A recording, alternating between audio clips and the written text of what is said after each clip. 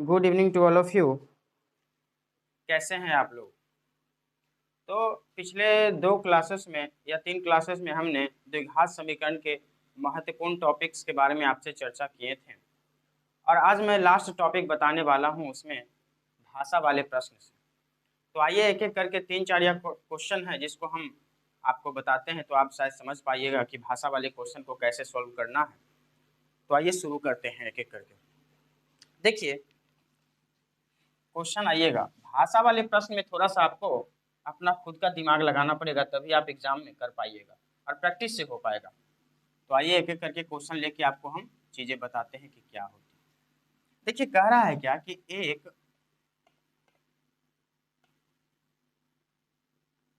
एक आयताकार भूखंड का क्षेत्रफल, एक आयताकार भूखंड का क्षेत्रफल 528 मीटर स्क्वायर है और क्षेत्र की लंबाई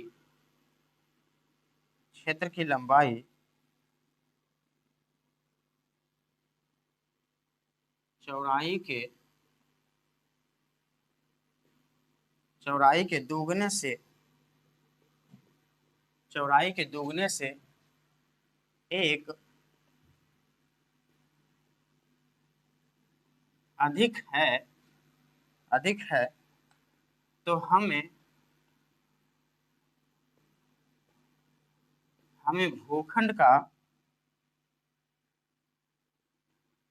भूखंड की लंबाई और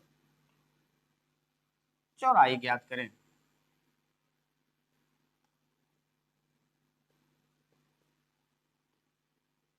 देखिए क्वेश्चन है, क्वेश्चन को आप ध्यानपूर्वक पहले पढ़िए। कह रहा है इसमें क्या कि एक आयताकार भूखंड है और उसका क्षेत्रफल 528 मीटर स्क्वायर आपको दिया हुआ है और क्षेत्र की लंबाई चौड़ाई के दुगने से एक अधिक है। ये आपको क्या दिया है? रिलेशन बताया है। ठीक है, उसके बाद कह रहा है कि हमें भूखंड की लंबाई और चौड़ाई ज्ञात करके बताइए। तो आइए सबसे पहले हम आयत के बारे में कुछ जानते हैं। तो देखिए एक चतुर्भुज होता है जिसकी आमने सामने की भुजा बराबर हो और प्रत्येक कोण 90 डिग्री हो और जिसके विकर्ण आपस में बराबर हो। ये आयत का रूल है। इसका आमने सामने की भुजा दोनों बराबर होनी चाहिए और प्रत्येक कोण 90 होना चाहिए और दोनों विकर्ण बराबर होना चाहिए। फिर कहता है क्या कि आयत का विकर्ण बराबर में root under L square plus में बी स्क्वायर। इसका फॉर्मूला हो गया, आयत का विकर्ण बराबर में root under L square plus में बी स्क्वायर, उसका रूट कर देना है। फिर हो गया क्या, आयत का परिमाप बराबर में 2 इंटू एल प्लस में बी हो गया। आयत का क्षेत्रफल बराबर में लंबाई गुना चौड़ाई। ये तीन चीजें इसके बारे में आपको जानना है। ठीक है, अब आइए इसका हम यूज शायद कर सकेंगे फॉर्मूला क्वेश्चन बनाने में। तो आइए क्वेश्चन पे आते हैं।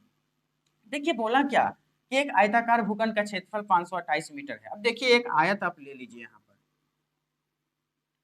अच्छा, इस रिलेशन का मतलब क्या है? इस रिलेशन का आइए इसको देखते हैं।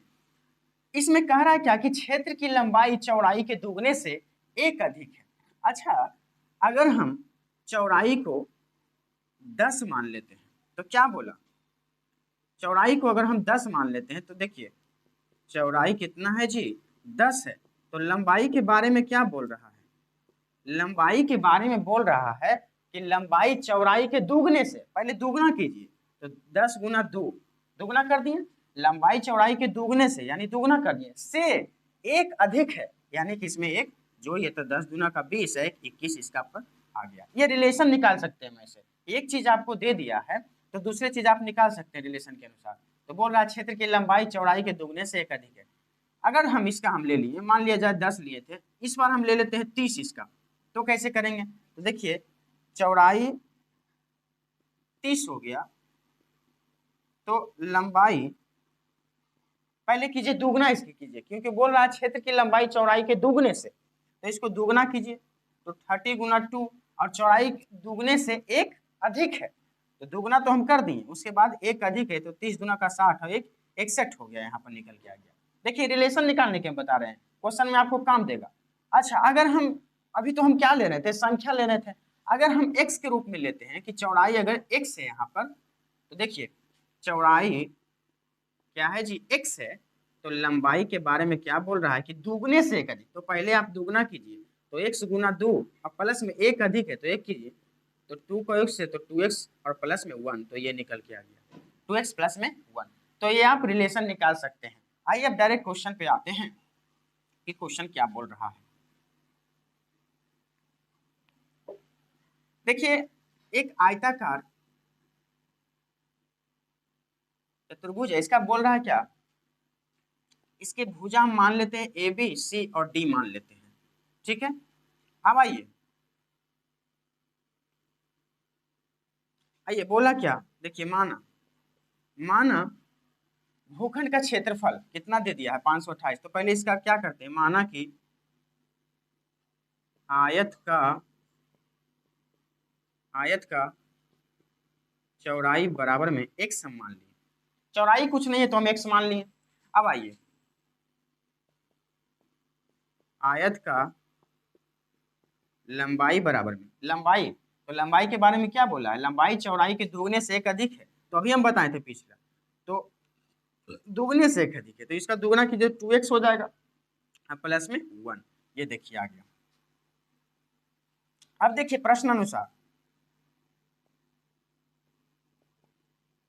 प्रश्नानुसार क्या बोल रहा है कि एक आयताकार भूखंड का क्षेत्रफल 528 है, तो हम लिखते हैं इसका फॉर्मूला, आयताकार आयत का क्षेत्रफल, आयत का क्षेत्रफल बराबर में कितना है जी, 528 है। अब आयत का क्षेत्रफल का फॉर्मूला क्या है, देखिए यहाँ पर L गुना बी है, L गुना बी बराबर में 528 आ गया यहाँ पे, ठीक है। L गुना बी बराबर में 528, तो L क्या है, लंबाई इतना है, देखिए यहाँ पर लंबाई क्या है 2x प्लस में 1 है, और इंटू में ये ब्रेथ चौड़ाई कितना है x है, तो x बराबर में 528 है। अब देखिए इसको गुना कीजिए, तो x को 2x थे तो 2x स्क्वायर और प्लस में x बराबर में 528 आ गया, ठीक है। अच्छा इसको हम इधर ले आते हैं, 2x स्क्वायर प्लस में x और माइनस में 528 बराबर में 0।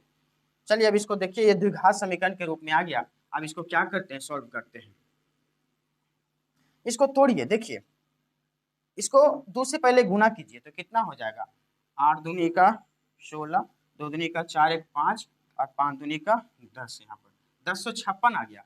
अब देखिए 1056 कैसे आया, तो इस 2 को 528 से गुना किए तो 1056 आया। अब 1056 का हमें ऐसा टुकड़ा चाहिए कि जोड़ने पर x आ जाए और गुना करने पर 1056 आ जाना चाहिए।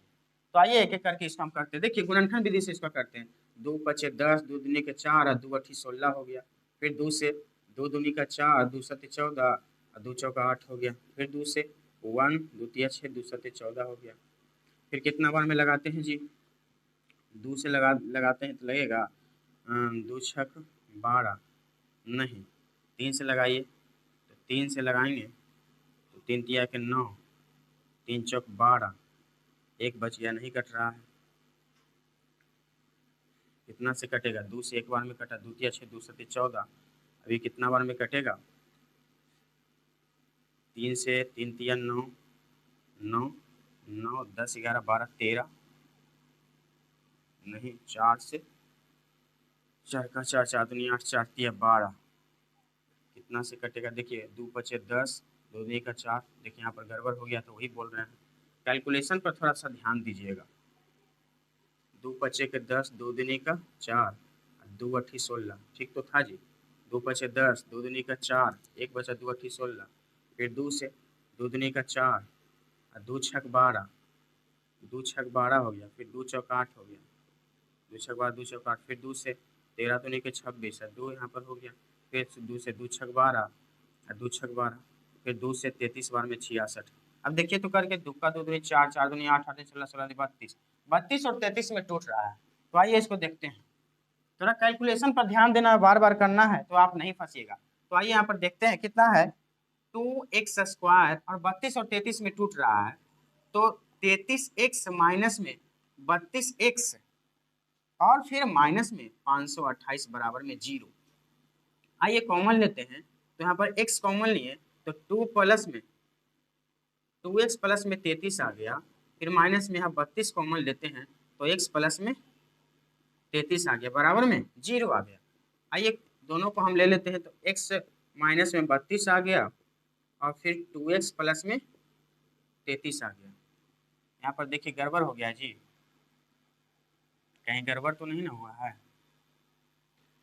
2x² x माइनस 528 तो इतना हो गया, कॉमन लेने में देखिए तो जी गड़बड़ी हुआ है। यहाँ पे x कॉमन लिए तो 2x प्लस में 33 बच गया, ठीक है, माइनस में यहाँ पर 32 लिए, 32 लिए, यहाँ 32 नहीं लेते हैं,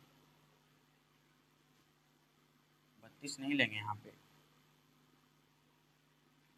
16 अगर जो लेते हैं तो 16 दूनी का 32 और प्लस में 16 से कितना बार में कट जाएगा, देखिए काट के 16 से 528 को 16 48 48 4 बार, हाँ 33 बार में। तो आइए 33 यहाँ पर कॉमन लेने में थोड़ा सावधानी बरतिएगा, देखिएगा कि ये दोनों पेयर मिलना चाहिए, ठीक है। आइए तो x माइनस में 16 आ गया ये वाला, और फिर ये दोनों मिल गया जो 2x प्लस में 33 बराबर में 0 आ गया। अब बारी बारी से हम 0 के बराबर करेंगे, तो x माइनस में 16 बराबर में 0 और 2x प्लस में 13 बराबर में 0 आ गया, तो x का वैल्यू यहाँ पर 16 आ गया, और यहाँ पर x का वैल्यू कितना आ जाएगा, माइनस में 33/2 आ जाएगा। देखिए किसी भी चीज का लंबाई चौड़ाई दूरी माइनस में नहीं होती है, तो इस वैल्यू को हमको नहीं लेना है, क्यों, क्योंकि ये माइनस में आ गई है, तो इसको हमको नहीं लेना है। लेना है किसको, x बराबर में 16 को लेना। पूछ क्या रहा है क्वेश्चन में, भूखंड की लंबाई और चौड़ाई पूछ रहा है, तो लंबाई कितना माने हैं भैया, अतः आयत की लंबाई कितना है जी, 2x प्लस में 1 है, तो कितना, x के जगह कितना रखना है, 16 रखना है, 16 प्लस में 1 तो 16 दूनी का 32, 32 हो गया, एक 33 इसका, ये क्या निकल के आ गया, लंबाई ही निकल के आ गया। और चौड़ाई क्या है जी, x है, तो देखिए चौड़ाई बराबर में x, तो x का वैल्यू कितना 16, ये देखिए लंबाई कितना आ गया 33 आ गया और चौड़ाई 16 आ गया। देखिए क्वेश्चन क्या बोल रहा है पहले आप समझिएगा, देन आप काम कीजिएगा। चलिए इस क्वेश्चन को आप स्क्रीनशॉट ले लीजिए, इसको बारी बारी से प्रैक्टिस कीजिएगा 2-3 बार, ठीक है। आइए अब नेक्स्ट क्वेश्चन पे चलते हैं। देखिए भाषा वाले क्वेश्चन में आपको थोड़ा सा खुद का दिमाग लगाना पड़ेगा, तभी आप सॉल्व इसको कर पाइएगा। क्वेश्चन क्या बोल रहा है इसको आपको आसानी से समझना है, तब आप जाके उस पर आपको काम करना है। आइए सेकंड क्वेश्चन क्या बोल रहा है देखते हैं। सेकंड क्वेश्चन बोल रहा है क्या, देखिए बोल रहा है क्या कि दो क्रमागत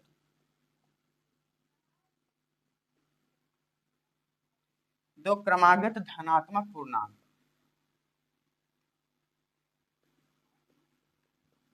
दो क्रमागत धनात्मक पूर्णांकों का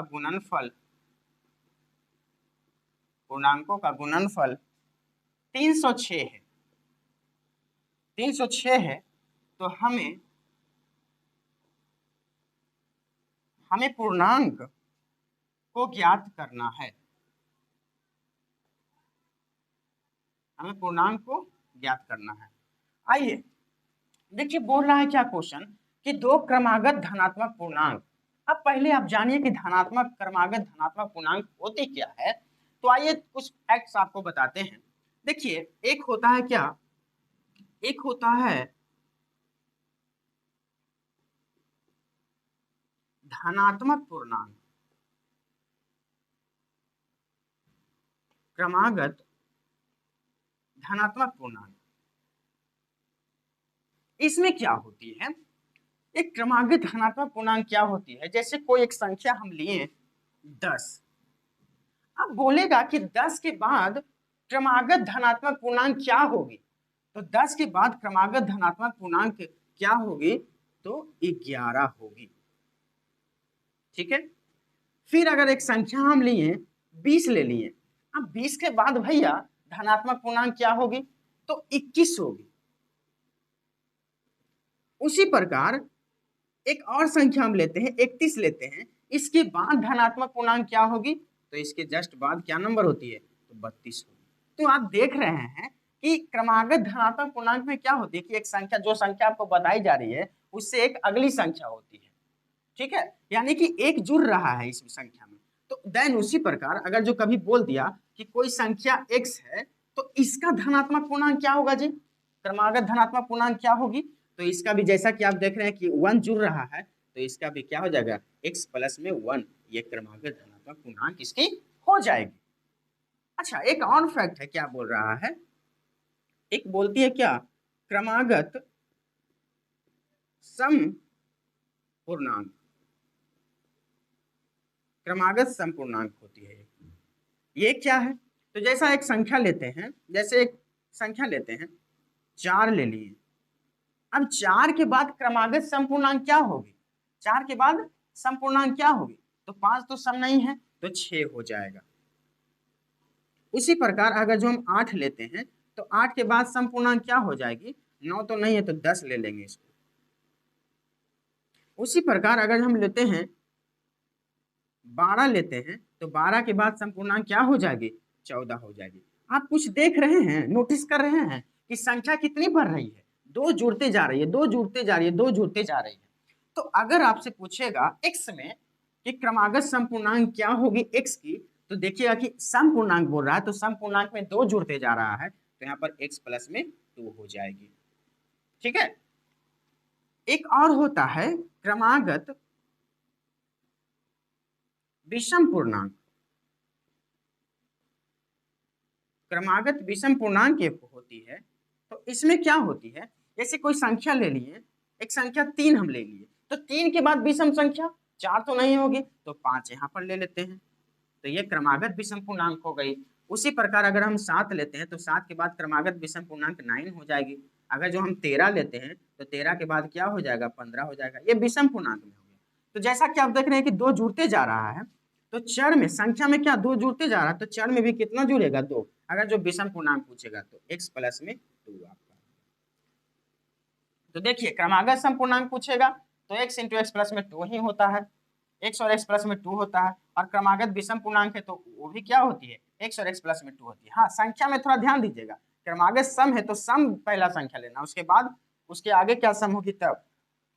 विषम पूर्णांक में भी पहले विषम लेना, उसके बाद विषम कौन सी संख्या होगी ये लेना है। लेकिन अगर जो x में पूछेगा तो x इंटू एक्स प्लस में 2 होती है सम का भी, और x इंटू एक्स प्लस में 2 विषम का भी होती है। लेकिन क्रमागत धनात्मक पूर्णांक का क्या होती है, x इंटू एक्स प्लस में 1। ये फैक्ट्स आप याद रखिएगा। आइए क्वेश्चन पे अब चलते हैं, कह रहा है क्या, दो क्रमागत धनात्मक पूर्णांक, तो क्रमागत धनात्मक पूछ रहा है ये वाला क्रमागत धनात्मक, तो आइए मानते हैं, माना क्रमागत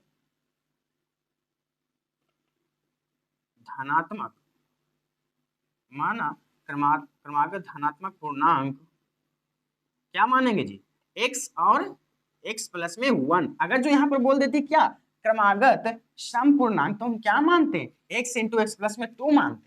अच्छा, क्रमागत विषम पूर्णांक बोल देते तो क्या मानते, x इंटू एक्स प्लस में 2 मानते। लेकिन यहाँ पर क्या बोल रही है, क्रमागत धनात्मक पूर्णांक, तो हम क्या मानेंगे जी, x इंटू एक्स प्लस में 1 मान लें। आइए प्रश्नानुसार चलते हैं।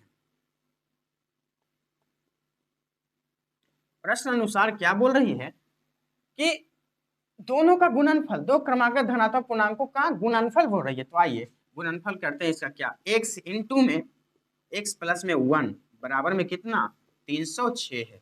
अब इससे हम क्या करते हैं, द्विघात समीकरण निकाल देते हैं। तो देखिए क्या होगी कि x को x से गुना कीजिएगा तो x स्क्वायर प्लस में x और बराबर में 306 आ गया। तो x स्क्वायर प्लस में x माइनस में 306 बराबर में 0। अब इसका हमको 306 का ऐसा फैक्टर चाहिए कि जोड़ करके x आ जाना चाहिए और गुना करके 306, तो वही गुणनफल विधि से अपनाइए इसको। तो 306 का कीजिए, फिर 2 से तो 15 दूनी का 30, द्वितीय का 6 और 3 से 3 पचे का 15 और 3 इकाई 3 हो गया, फिर 3 से 7 तिया 51 हो गया। देखिए 3 तिया के 9, 9 दूनी का 18, तो 18 17 में टूट रहा है, तो आइए इसको करते हैं 18 17 में हम लेकर। तो एक्स स्क्वायर प्लस में 18x माइनस में 17x और माइनस में 306 बराबर में 0। आइए कॉमन लेते हैं इन दोनों में, तो x कॉमन है तो x प्लस में 18 हो गया। अच्छा माइनस में 17 हम कॉमन ले लिए यहाँ पर, तो x प्लस में माइनस से माइनस कॉमन लिए तो अंदर वाला क्या प्लस हो जाएगी, तो 18 बार में 306 कट जाएगी 0। ठीक है, आइए बारी बारी से हम कॉमन लेते हैं, तो x माइनस में 70 ये वाला हो गया, फिर ये दोनों मिल गया जो, तो x प्लस में 18 बराबर में 0 आ गया। ठीक है, आइए बराबर हम 0 करते हैं, x प्लस में x माइनस में 17 बराबर में 0 और x प्लस में 18 बराबर में 0। तो x का वैल्यू यहाँ पर 17 आ गया और यहाँ x का वैल्यू क्या हो गया, माइनस में 18 हो गया। तो माइनस में वैल्यू हमको नहीं लेना है, हम क्या करते हैं प्लस वाला लेते हैं। तो आइए प्लस वाला लेते हैं, तो क्या पूछ रहा है, तो हमें पूर्णांक ज्ञात कीजिए। तो पूर्णांक आप क्या माने हैं, x इंटू एक्स प्लस में 1 माने हैं, तो इसको कहाँ पर लिख देते हैं, यहीं पर लिख देते हैं। अतः पूर्णांक x इंटू एक्स प्लस में 1 है, x कॉमा एक्स प्लस में 1 है, तो x का वैल्यू कितना है जी, x 17 हो जाएगा और x 17 प्लस में 1 यानी कि 18 हो जाएगा। तो यही हमारा क्या निकल के आ गया, सम पूर्णांक, सॉरी क्रमांक धनात्मक पूर्णांक निकल गया। देखिए 17 के बाद 18 है, एक जुड़ा है, तो यहाँ पर भी देखिए x इंटू एक्स प्लस में 1 है, तो क्या आ गया, सम पूर्णांक धनात्मक पूर्णांक आ गई। देखिए इसको आप स्क्रीनशॉट ले लीजिए और बारी बारी से इसको आप बनाइएगा, बिना बनाए 2-3 बार बनाए हुए नहीं हो पाएगा। ये फैक्ट्स भी याद रखिएगा, आपको क्वेश्चन बनाने के क्रम में ये आपको सहायता प्रदान करेगी। और इसको भी आप क्या कीजिएगा, 2-3 बार खुद से प्रैक्टिस कीजिएगा, ठीक है, तभी भाषा वाले क्वेश्चन पर आपका कमांड हो पाएगा। देखिए मेहनत खूब करना है मेरे भाई, मेहनत से ही आप सक्सेस कीजिएगा। आपका जो लक्ष्य है 80% का, बिना मेहनत किए हुए नहीं आ पाएगा, और जो मेहनत करेगा वो आसानी से ले आएगा। ठीक है, आइए समय को जाया ना करते हुए तीसरे क्वेश्चन पे चलते हैं। देखिए तीसरा क्वेश्चन क्या है,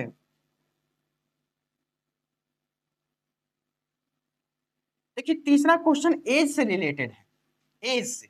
ठीक है, एज, तो एज के बारे में कुछ पहले चीजें बताते हैं, उसके बाद क्वेश्चन पे चलेंगे।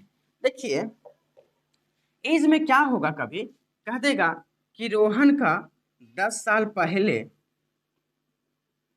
या पूर्व, यही ना होता है जी, हाँ 10 साल पहले और पूर्व, कह देगा आज से रोहन के 10 साल पहले का उम्र बताइए, तो पहले और पूर्व हो गया। जैसे में अगर किसी का प्रेजेंट ईयर 24 वर्ष है, तो कहेगा किसी व्यक्ति का वर्तमान उम्र 24 है, तो आज से 10 वर्ष पहले उसकी उम्र क्या थी, तो 10 क्या कर देना, घटा देना, तो आ जाएगा कितना, 14। देन उसी प्रकार अगर फिर बोलेगी कि किसी व्यक्ति का वर्तमान उम्र 24 है, तो अगर 20 साल पहले उसकी उम्र क्या हुई होगी, तो 20 साल पहले उम्र क्या हो जाएगा, 4 हो जाएगा। उसी प्रकार अगर कहेगा किसी व्यक्ति का उम्र x है, तो 8 साल पहले उसका उम्र क्या हो जाएगा जी, तो इसमें क्या कर देना है, 8 घटा देना है, तो x माइनस में 8 इसका उम्र हो गया। ठीक है, यानी क्या हो रहा है, पूर्व या पहले में घट रहा है, तो इसमें क्या करना है, घटाना है। ठीक है, देन उसी प्रकार इसमें क्या करेगा, पश्चात बाद कह देगा कि किसी व्यक्ति का वर्तमान उम्र 25 वर्ष है और आज से 10 वर्ष बाद उसकी उम्र क्या हो जाएगी, तो बाद पूछेगा, आज से 10 वर्ष बाद पूछेगा, तो प्लस कर देना है, तो 25 10 कितना, 35 हो जाएगा। फिर कहेगा कि अगर जो आज किसी व्यक्ति का उम्र 25 वर्ष है, तो 20 वर्ष बाद उसकी उम्र क्या हो जाएगी, तो 20 वर्ष बाद उसकी उम्र कितना, 45 हो जाएगी। देन उसी प्रकार अगर कहेगी आज से किसी व्यक्ति का उम्र x है, तो आज से 8 वर्ष बाद उसकी उम्र क्या हो जाएगी, या 10 वर्ष बाद उसकी उम्र क्या हो जाएगी, तो इसमें 10 क्या कर देना, ऐड कर देना, तो x प्लस में 10 इसका बाद की उम्र हो जाएगी, 10 वर्ष बाद की उम्र हो जाएगी। तो देखिए पहले या पूर्व बोलेगा तो माइनस कर देना है, और पश्चात या बाद बोलेगा तो क्या कर देना है, प्लस कर देना है। क्वेश्चन में आपको आएगा, बोलेगा आज से 10 वर्ष पहले, तो पहले दिमाग में आप जोड़ लगाइएगा, पहले है तो भैया माइनस करना है। फिर बोलेगा कि 20 वर्ष बाद या पश्चात, तो देखिए बाद या पश्चात तुरंत आप पकड़ लीजिएगा कि बाद या पश्चात बोल रहा है तो हमको क्या करना है, प्लस करना है। ठीक है, आइए डायरेक्ट क्वेश्चन पे चलते हैं। अब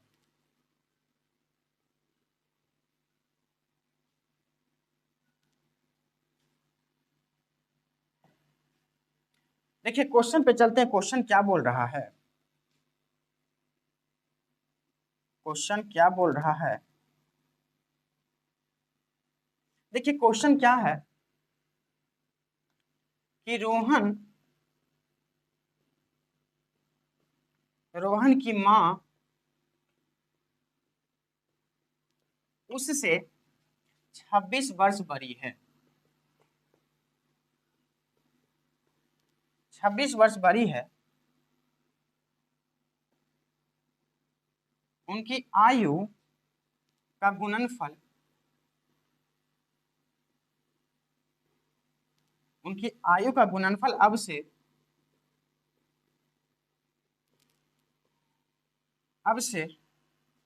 3 वर्ष, अब से 3 वर्ष पश्चात 360 हो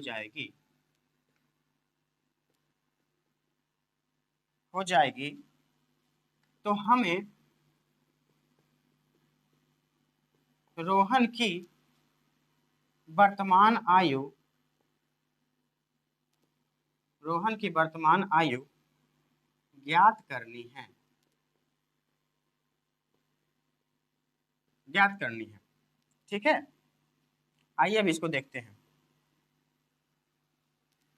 देखिए कह रहा है क्या कि रोहन की माँ उससे 26 वर्ष बड़ी है, किससे, रोहन से 26 वर्ष बड़ी है। ठीक है, अब उनकी आयु का गुणनफल अब से 3 वर्ष बाद, 3 वर्ष पश्चात बोला, देखिएगा पश्चात बोला तो क्या होगा, प्लस होगा, 360 हो जाएगी, तो हमें रोहन की वर्तमान आयु ज्ञात करनी है। आइए क्वेश्चन पे चलते हैं।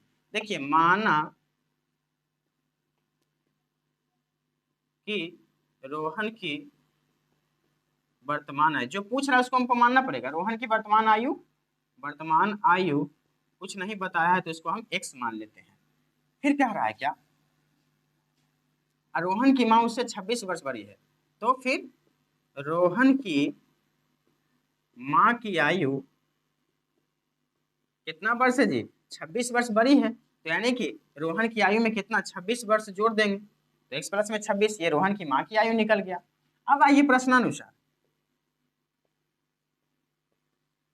प्रश्नानुसार क्या बोल रहा है कि उनकी आयु का गुणनफल अब से 3 वर्ष बाद, अब से 3 वर्ष बाद, किनकी, उनकी यानी दोनों की, तो 3 वर्ष बाद भैया रोहन की आयु बढ़ेगी तो रोहन की माँ की भी तो आयु 3 वर्ष बढ़ेगी। ऐसा नहीं ना है कि सिर्फ रोहन की ही 3 वर्ष बढ़ेगा और उनकी माँ का नहीं बढ़ेगा, ऐसा तो नहीं है।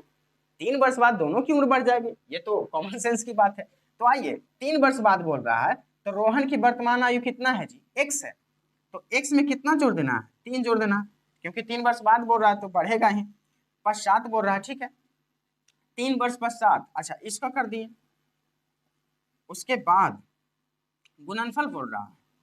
अच्छा माँ की आयु में भी कितना करना है जी, 26 में 3 जोड़ देना है, कितना हो जाती है, 360 हो जाती है। ये देखिए निकल के आ गया। अब इसको सॉल्व कर देना है। आइए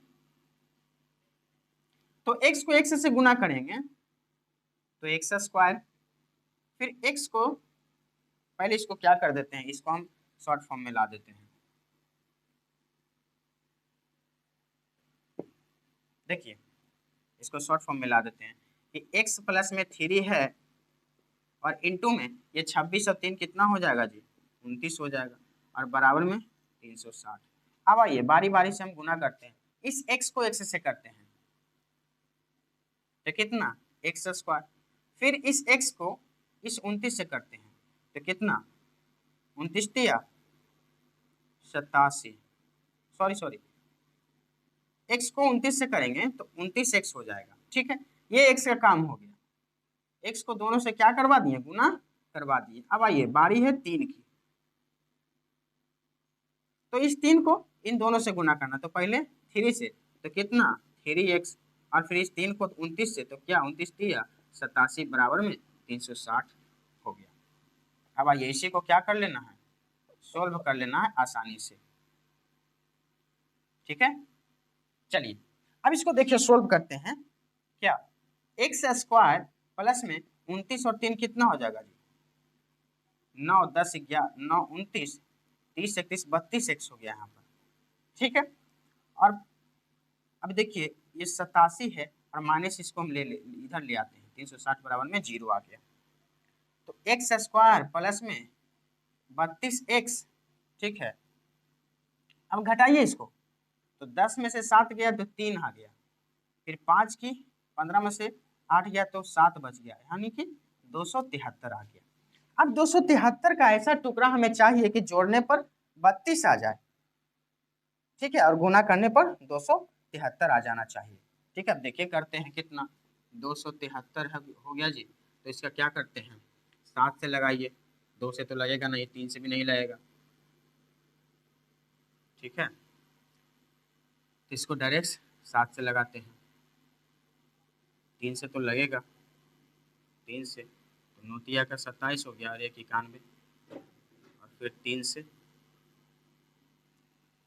कितना, 3 3 9, 3 से नहीं कट रहा, इसको क्या करते हैं 7 से लगाइए, तो 21 21 और 7 9 63, 9 और 37 का टुकड़ा बन रहा है। देखिए 39 में से 7 घटाएंगे तो 32 आ रहा है। ठीक है, तो वो दोनों का हम टुकड़ा सेट कर गया। तो देखिए उसको लेते हैं, एक्स स्क्वायर प्लस में 39 एक्स माइनस में 7 एक्स और माइनस में 273 बराबर में 0। ठीक है, अब आइए आगे काम करते हैं, इसको कॉमन यहाँ पे ले लेते हैं।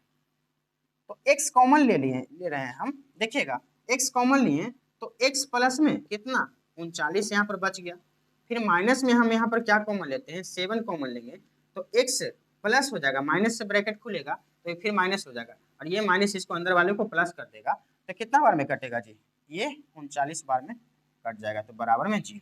अब आइए बारी बारी से 0 के बराबर में करते हैं। तो पहले क्या, x प्लस में x माइनस में 7 मिल गया जो, और फिर x प्लस में 39 दोनों तरफ मिल गया जो, बराबर में 0।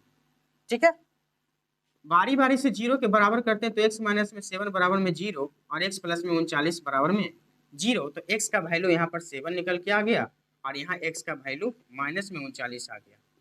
ठीक है, अब ऐसा सुने हैं कि किसी का उम्र माइनस 30 साल है, माइनस 25 साल है, माइनस में तो उम्र नहीं ना होगी जी, तो माइनस वाला को नहीं लेना है और एक्स वाला को ले लेना है। अब हमसे पूछ क्या रहा भैया, तो रोहन की वर्तमान आयु पूछ रही है, तो लिखेंगे अतः रोहन की वर्तमान आयु कितनी है, एक्स है, तो एक्स का वैल्यू कितना निकल के आ गया 7, यानी कि रोहन की वर्तमान उम्र कितना वर्ष है जी, 7 वर्ष इसकी है। ठीक है, चलिए इसको आप स्क्रीनशॉट ले लीजिए और इसको बनाइएगा आप। चलिए अब नेक्स्ट क्वेश्चन पे आते हैं। पहले आपको क्या करना है मेरे भाई, क्वेश्चन को आसानी से पढ़ना कि क्वेश्चन क्या कह रही है हमसे। क्वेश्चन आप समझ जाइएगा तो आधा काम आप आसानी से वहीं पर कर लीजिएगा, और क्वेश्चन ही नहीं समझ पाइएगा तो आप नहीं बना पाइएगा, आंसर तक नहीं पहुंच पाइएगा। ठीक है, तो आइए रिवीजन इसको कीजिएगा, बार बार रिवीजन, रिवीजन करने से ही कोई चीज आपके कमांड में आ जाएगी। आइए अब अगले क्वेश्चन पे हम चलते हैं।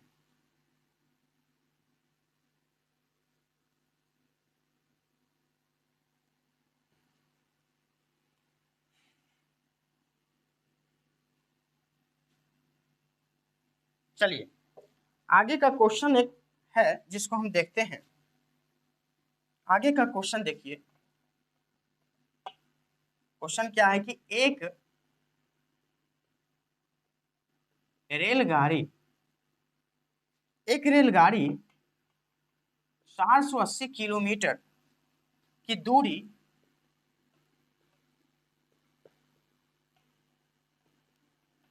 समान चाल से तय करती है,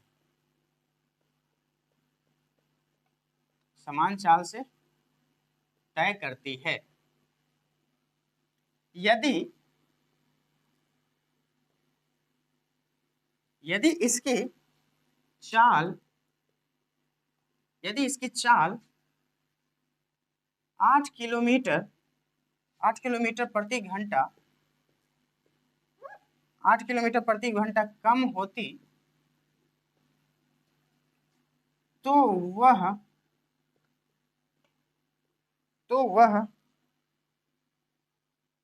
उसी दूरी तो वह उसी दूरी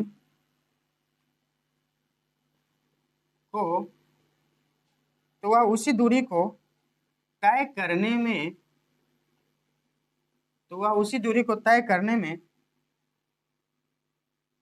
3 घंटे अधिक लेती है 3 घंटे अधिक लेती है तो हमें रेलगाड़ी की चाल ज्ञात करें। आइए, तो हमें क्या कर रहा है, रेलगाड़ी की चाल ज्ञात करनी है। तो आइए देखिए, पहले देखिए कह रहा है क्या कि एक रेलगाड़ी 480 किलोमीटर की दूरी, यानी कि ये दूरी पर सामान्य। तो आइए कुछ जानते हैं इसके बारे में कि देखिए चाल बराबर में दूरी बटा समय हो जाता है, ठीक है। और इसी से हम एक और क्या निकाल सकते हैं कि अगर दूरी बराबर में तो क्या हो जाएगी, चाल गुना समय हो जाएगी। फिर क्या हो जाएगी, अगर जो हम समय को निकालते हैं तो समय बराबर में क्या हो जाएगी, अगर हम समय को लेते हैं तो दूरी बटा में चाल हो जाएगी, ठीक है। अच्छा, अब देखिए कह रहा है क्या कि अगर हम इसको लेते हैं, अगर हम कहेगा कि अगर दूरी 600 किलोमीटर है और इसको तय करने में चाल 60 किलोमीटर प्रति घंटा लगाती है, तो हमें समय ज्ञात कीजिए। दूरी कितना है भैया, 600 है, और चाल कितना है, 60 किलोमीटर प्रति घंटा की रफ्तार से ये चल रहा है।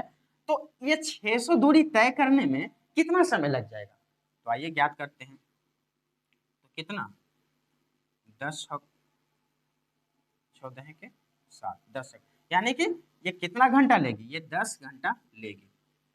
तो ठीक है, अगर कह देगा कि 600 किलोमीटर की दूरी तय करने में 10 किलोमीटर, सॉरी 20 किलोमीटर हम कर देते हैं, 20 किलोमीटर कम लेती है, तो समय क्या होगी, आइए देखते हैं। तो कितना इस बार बोला, 600 किलोमीटर को लेने में कितना किलोमीटर कम कर रहा है जी, 20 किलोमीटर। 20 किलोमीटर माइनस कर रहा है, तो आइए 20 कर देते हैं, तो 40 किलोमीटर प्रति घंटा हो गया। अब इसको काटिए, तो कितना बार में, 2 दूनी का 4 कट जाएगा, और 4 बचे, 2 दूनी का 4 बच गया, कितना, 4 बचे 25 का 60, 25 बार में कटा जी, देखिए तो नहीं, 15 चौका 60, ये 15 बार में कट जाएगा। देखिए तो क्या यहाँ पर हो रहा है, तो ये समय क्या ले लिया, कितना घंटा लिया, 15 घंटा ले लिया। कब, जब हम इसकी चाल को 20 किलोमीटर कम करते हैं। तो देखिए चाल को 20 किलोमीटर हम कम किए, पहले 60 किलोमीटर चाल था तो 10 घंटा लिया। अच्छा, चाल को हम चलवा को क्या कर दिए, कम कर दिए, यानी कि 20 कम कर दिए तो 40 लिए, तो अभी कितना ले रहा है, 15 घंटा ले रहा है। तो इससे आप क्या निष्कर्ष निकालते हैं कि अगर हम देखिए, अगर हम चाल कम करने पर समय क्या होता है, समय बढ़ता है। चाल को कम करने पर समय क्या हो जाएगी, बढ़ जाएगी। तो आइए इसी फैक्ट को हम इसमें यूज करते हैं। तो क्या कह रहा है कि एक रेलगाड़ी 480 किलोमीटर की दूरी समान चाल से तय करती है, और यदि इसकी चाल 8 किलोमीटर कम होती है तो वह उसी दूरी को तय करने में 3 घंटा अधिक लेती है। लाजमी है भैया, अभी हम क्या देखें कि चाल को कम करने पर घंटा ज्यादा ले रही है, तो ये तो वही बोल रहा है ना जी कि इसकी चाल को 8 किलोमीटर आप कम कर दीजिए, तो चाल को कम कर दीजिएगा तो समय क्या लाजमी अपने आप ज्यादा लगेगा। तो 8 किलोमीटर 8 घंटे अधिक समय लेती है, तो हमें रेलगाड़ी की चाल ज्ञात कीजिए। आइए क्वेश्चन पे आते हैं डायरेक्ट हम। ठीक है, आइए क्वेश्चन पे आते हैं। देखिए, तो रेलगाड़ी की चाल ज्ञात करनी है। तो देखिए, माना रेलगाड़ी की चाल बराबर में x किलोमीटर प्रति घंटा। ठीक है, प्रश्नानुसार देखिए, प्रश्नानुसार क्या बोल रहा है कि समय बराबर में क्या होती है, समय बराबर में दूरी बटा चाल होती है। ठीक है, तो दूरी है कितना जी, दूरी 480 किलोमीटर है, 480 किलोमीटर है। अच्छा, और चाल, चाल बाद में कितना हो गया जी, 3 घंटा अधिक हो गया। ठीक है, अच्छा 8 किलोमीटर पहले हम कम किए, तो बाद में कितना, 3 घंटा अधिक अधिक समय लिया। तो चाल 8 किलोमीटर कम करना है, तो चाल है कितना जी, x है, तो x में क्या करना है, 8 किलोमीटर कम कर देना है। ठीक है, तो बाद वाला कितना है जी, 480 ही है, और बटा में x है। ये माइनस हम क्या किस लिए लें, ये हम इसीलिए इसको आगे किए कि घटा रहे हैं, तो आगे का जो है वो बड़ा होना चाहिए, व्यंजक ये बड़ा होना चाहिए, बड़ा में से छोटा घटाएंगे। ठीक है, तो अच्छा, ये अगर जो हम चाल को 8 किलोमीटर कम करते हैं तो कितना घंटा अधिक समय, समय कितना ले रही है जी, 3 घंटा अधिक समय ले रही है। ठीक है, इस व्यंजक को आप समझें। दूरी कितना था, 480 किलोमीटर। कहा क्या कि इसकी चाल 8 किलोमीटर पहले आप कम कर दीजिए, तो वह उसी दूरी को, यानी इसी दूरी को तय करने में क्या करती है, 3 घंटा अधिक लेती है। अब आइए इसको सॉल्व करते हैं। ठीक है, तो इसको सॉल्व करने के क्रम में देखिए कॉमन लेते हैं, पहले एलसीएम लेते हैं, तो x माइनस में 8 हो गया, बराबर में 3 आ गया। ठीक है जी, तो यहाँ यहाँ मिल गया, तो ये 480 को x से गुना करना है, तो 480 x माइनस हो गया। अच्छा, x मिल गया, तो हम ब्रैकेट यहाँ लेते हैं, x मिल गया, तो 480 को x से गुना करना है, तो 480 x हो गया। ठीक है, फिर 480 x हो गया, फिर ये प्लस, सॉरी इसको हम ऐसे करते हैं कि 400 x मिल गया, तो 480 है ना जी, इसको x माइनस में 8 ऐसे कर देते हैं। ठीक है, x मिल गया, तो इसको गुना करना। आइए अब देखिए सॉल्व करेंगे इधर, क्या है जी, 480 x है, माइनस में है 480 x, इससे गुना होगा, और 480 को 8 से गुना कीजिए, तो 0 8 64 का 4 हाथ में 6, 8 चौक 32 और 6 38। ठीक है, अच्छा अब बटा में x इंटू में x माइनस में 8 और बराबर में 3। देखिए 480 से 480 ये कट जाएगा, तो बचा कितना, 3840 बटा में x इंटू एक्स माइनस में 8 बराबर में 3। कुछ नहीं है तो 1 3 से कटेगा जी, एकदम कटेगा। 1 फिर 3 दूनी का 6, फिर 3 अठी 24, 1280 बार में ये कट गया। तो आइए इसको हम सोल्व करते हैं। तो x, इसको अब खोलिए, एक्स स्क्वायर माइनस में 8x, और ये 1280 हो गया। तो एक्स स्क्वायर माइनस में 8x इधर आ गया, तो 1280 बराबर में 0। अब 1280 का ऐसा हमें टुकड़ा चाहिए कि घटाने पर x आ जाए और गुना करने पर 1280 आ जाए। तो इसको आइए गुणनखंड विधि से करते हैं, एक ही उपाय है, 1280 है। अब देखिए दिमाग, क्वेश्चन में आप ये नहीं करने लगिएगा कि इसको आप सोचने लगेगा, डायरेक्ट कीजिए, ये बड़ा संख्या है, तो इसको गुणनखंड से ही आप याद करेंगे। तो देखिए 2 छक 12 और 2 चौक 8 हो गया, फिर 2 से 2 तिया 6, 2 दूनी का 4 हो गया, फिर 2 से 16 दूनी का 32 हो गया, फिर 2 से 80 हो गया, 2 से 40 बार में हो गया। अच्छा, तो 2 का 2 दूनी 4, 4 दूनी 8, 8 16, 16 दूनी 32। देखिए ये 32 और 40 में टूट रहा है, 40 में से 32 घटाएंगे तो 8x भी आ जाएगा, और 40 को 32 से गुना करेंगे तो 1280 भी आ जाएगा। चलिए बैठाते हैं इसको, एक्स स्क्वायर माइनस में 40x और प्लस में 32x माइनस में 1280 बराबर में 0। ठीक है, चलिए आइए बारी बारी से कॉमन लीजिए। तो x माइनस x यहाँ पर कॉमन लिए, x माइनस में 40 यहाँ पर बच गया। ठीक है, x यहाँ पर कॉमन लिए तो x माइनस में 40 यहाँ बच गया। अच्छा, यहाँ पर 32 अगर जो हम कॉमन लेते हैं तो x माइनस में 40 बचना चाहिए। ठीक है, आप करके देखिएगा, ये यही आएगा। तो चलिए मिल गया, तो कितना मिला, x प्लस में 32 एक मिल गया, और फिर एक x माइनस में 40 बराबर में 0। अब बारी बारी से दोनों को 0 के बराबर करते हैं। तो x को 0, इसको 32 से गुना करेंगे तो x बराबर में कितना आ जाएगा, -32 आ जाएगा। अरे भैया प्लस है, 0 के उधर जाएगा तो माइनस में आएगा ही, और यहाँ पर क्या हो जाएगा, x बराबर में ये प्लस में आ जाएगा, ये माइनस है तो उधर जाके प्लस में आ गया। तो देखिए दूरी, जैसा कि आपको हम बताए थे, लंबाई दूरी चौड़ाई माइनस में नहीं होती है, तो इस वैल्यू को नहीं लेना है, तो 40 वाला को प्लस वाला को लेना है। पूछ क्या रहा है हमसे, रेलगाड़ी की चाल हमें ज्ञात करने को बोल रही है, तो लिखेंगे क्या, यहीं पे कर देते हैं कि अतः रेलगाड़ी की चाल बराबर में x किलोमीटर प्रति घंटा है, तो यानी कितना हो गया, 40 किलोमीटर प्रति घंटा। ये इसका आंसर निकल के आ गया। आप इसको स्क्रीनशॉट ले लीजिए। अब देखिए मेरे भाई, आपको करना क्या है, ये जो द्विघात समीकरण का भाषा वाले प्रश्न है, ये 4 क्वेश्चन आपको हम बताए हैं। इसको आपको करना क्या है, बारी बारी से जो स्क्रीनशॉट आप लिए हैं उसको बारी बारी से एक क्वेश्चन को 3 बार या 4 बार या 5 बार उसको बना लेनी है। तो आपके माइंड में क्या हो जाएगी, कॉन्सेप्ट बैठ जाएगी। अगर क्वेश्चन एग्जाम में इसी बेसिस पर पूछेगा, एज से पूछेगा, आयताकार वाला से पूछेगा, क्रमागत वाले से पूछेगा, और रेलगाड़ी वाला ही पूछेगा, तो अगर इससे बाहर भी एक दो पूछ दे दिया तो आप जो रिवीजन किए हुए रहेंगे उससे उसको आप बना लीजिएगा। तो बस ऐसे ये रिवीजन से ही होगा। तो इन सभी क्वेश्चन को आपको बारी बारी से क्या करना है, प्रैक्टिस करना है, और इसको क्या करते रहना, बनाते रहना है, और कंसेप्ट को याद रखिएगा। तो आपको एग्जाम में भाषा वाले प्रश्न पर ज्यादा दिक्कत का सामना नहीं करना पड़ेगा। तो आज द्विघात समीकरण का चैप्टर यहीं पर खत्म हो गया, सारी चीजें आपको बता दिए हैं, और अगली क्लास में हम नए चैप्टर की शुरुआत करेंगे। तब तक के लिए आप अपना ख्याल रखिएगा। Thank you.